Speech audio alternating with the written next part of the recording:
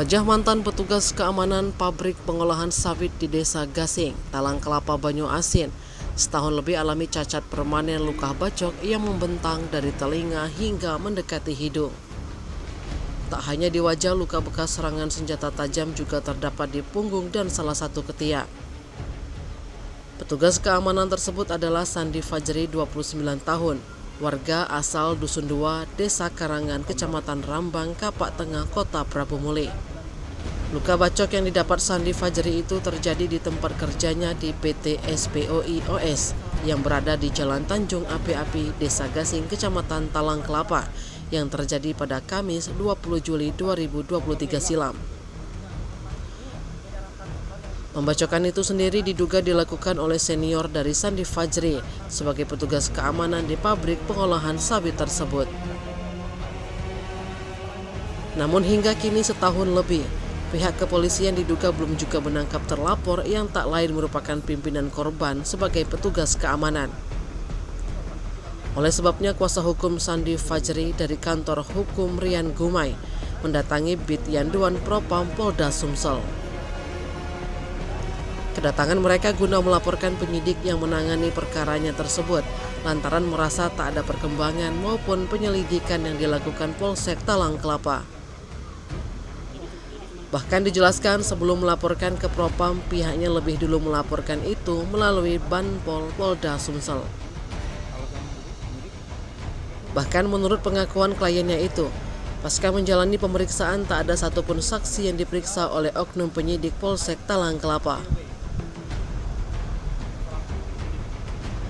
Terlepas laporan ke Propam Polda Sumsel, Yosi mengungkapkan pasca peristiwa penyerangan yang terjadi pada kliennya Sandi Fajri sempat menjalani perawatan intensif cukup lama di RSUP Muhammad Husin Palembang.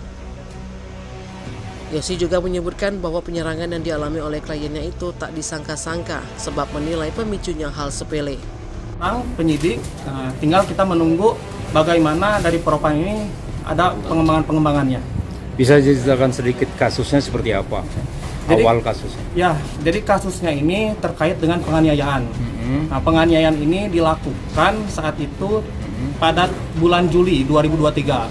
Nah, yang bersangkutan saat itu bertemu dengan temannya ini sebetulnya yang dia kenal dengan inisial AD, dan ada kelupaan saat itu menyerahkan motor, tapi kunci motornya lupa untuk diserahkan. Nah, atas kesalahpahaman itulah saudara Ade ini tiba-tiba melakukan penganiayaan dengan cara dengan adanya senjata tajam yang langsung menyerang si korban. Kondisi korban pada saat itu seperti apa? Nah, kondisi korban pada saat itu kan malam.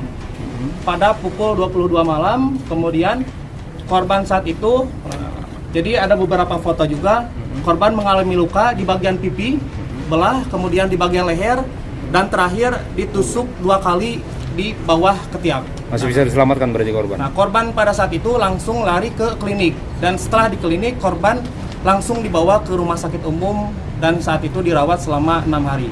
Kritis korban? Ya betul, korban saat itu kritis. Tapi saat ini selamat ya?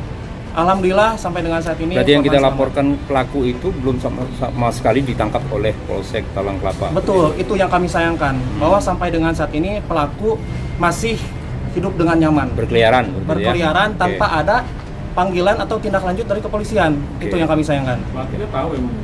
Betul, pelakunya masih dikenal karena saat itu memang si korban ini mengantarkan motor dan bertemu dengan pelaku. Jadi memang orang yang dikenal. Pelaku 1-2 orang?